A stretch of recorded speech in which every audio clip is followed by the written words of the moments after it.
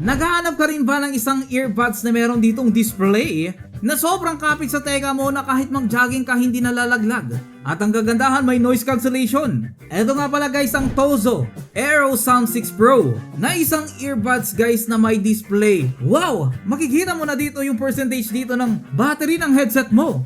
At the same time guys, may display siya. Wow, may orasan. Para ka na rin dito naka-smartwatch. Pero guys, kidding aside lang guys, ano nga ba yung Tozo? Ay isa nga pala ditong American Consumer Electronics Company na base nga ito sa Seattle, Washington. Na-establish nga ito noong June 2015 at ang company nito ay nagpo-focus sa pagde-design at pagmamanufacture ng mga smart devices and digital accessories that utilizes Bluetooth technology. Kaya pala quality guys, sa Amerika pala siya. Na ang kagandahan dito guys, may noise cancellation ito. Tignan nyo naman guys.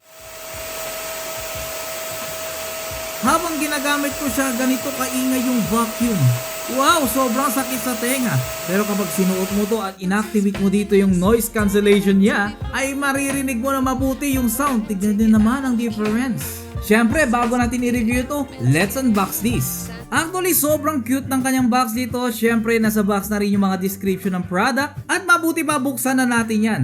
Pagkabukas natin dito ay bubungad na sa atin na meron pa siya ditong maliit na box. Wow!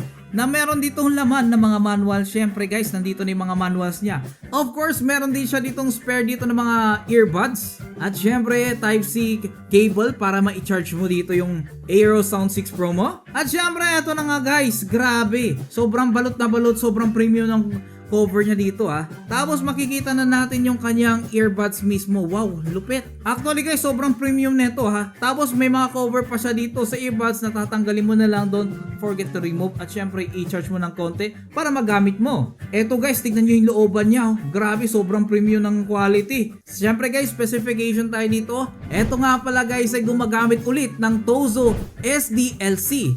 Na super DLC ito ha. Kaya naman dito sa kanyang noise cancellation ay meron itong 52 decibels. Wow! Na IPX8 na nga ito guys. So ibig sabihin kung aksidente mo mahulag sa tubig, waterproof, lupit. Umaabot nga ito ng 60 hours at meron ditong times 3 more detailed sound. Dahil nga meron itong high-res audio na wireless at meron ditong LDAC at Orig X Pro. Ang kagandahan dito guys, meron itong 6 na microphone with AI algorithm. Nasa totoo lang guys, hindi siya masakit pag nilalagay mo sa tenga mo. Actually, ito yung mga earbuds na hindi ko masyadong bet. Pero ito, iba ito ha. Kasi pag nilagay ko sa tenga ko, ayun, grabe, hindi siya masakit.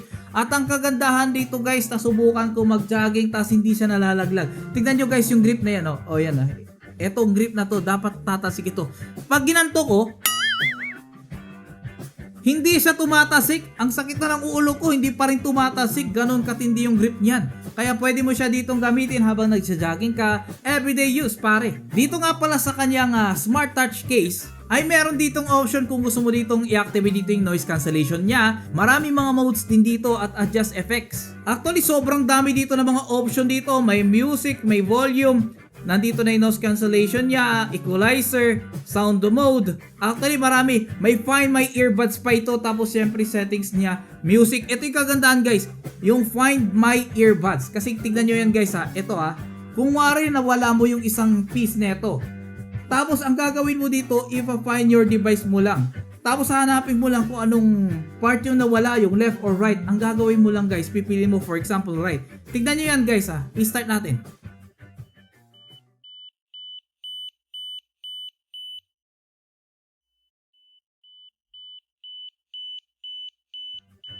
Di ba guys, medyo nakakabingi din ng konti yan. Oh, alam ko na may mga ganun ibang mga earbuds. Pero guys, kailangan pa ng phone para gamitin. Ito, nandito na lang. Pero kung ayaw mong gamitin yung mga function nito guys, meron din sa app niya.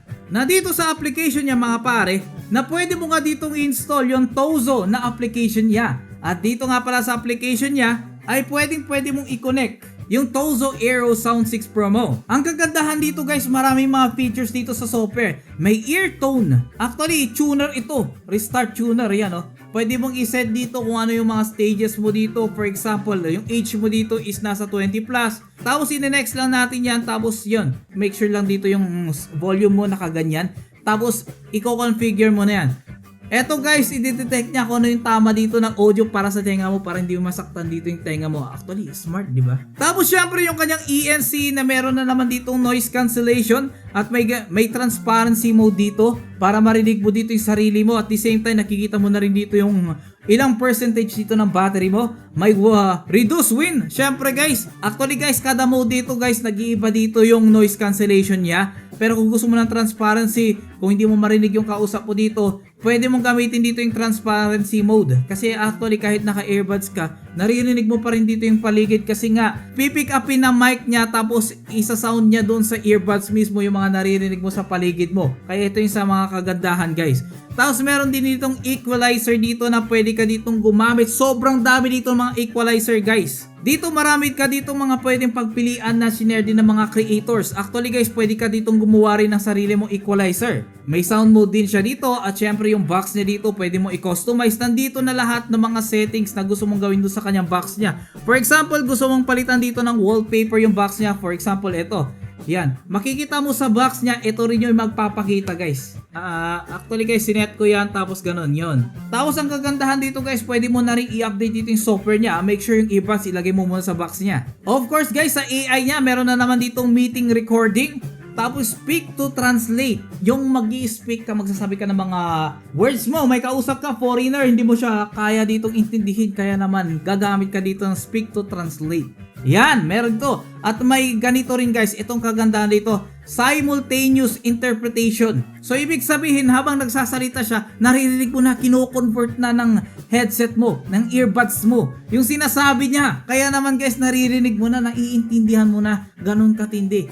Very smart AI. Wow! Tapos syempre may AI chat na rin siya dito at may mga pwede ka ditong gamitin na mga music, libre lang. Kaya guys, huwag kalimutan kapag bibili ka dito ng Tozo, install mo na rin dito yung kanilang software kasi ang dami kang mapapakinabangan dito. Ang kagandahan dito guys, kapag nagpa-play ka ng music dito, may ear detection siya. So kapag binunot mo to sa tenga mo, automatic magpo-post dito yung music at kapag binalik mo, automatic din dito magpa-play. At according sa website nila ay kapag naka-ENC off siya, nasa 13.5 hours per charge na magagamit nitong earbuds na to. At kapag naka-ENC on naman, nasa 9.5 hours lang. Pero actually guys, sobrang tagal na rin noon. Yes guys, gumagamit na nga ito ng Bluetooth 6.0. Kaya naman kapag natapos mo, sobrang dali lang. Tatanggalin mo lang, ibabalik mo lang dyan. Magcha-charge na dito yung earbuds mo. At mamaya pwede mo nang gamitin ulit. At ganun katindi po guys. Ayun. Actually meron pa siya dito sa baba na power on, power... Parang cellphone lang yung smartphone mo. May power on, power off para mag-off dito yung display niya at mag-on dito yung display niya. Magugulat kayo sa presyo guys kasi sobrang mura niya lang at mag-iwan nga pala dito tayo dito ng link dito sa description sa mga gusto mag-avail ng ganitong product.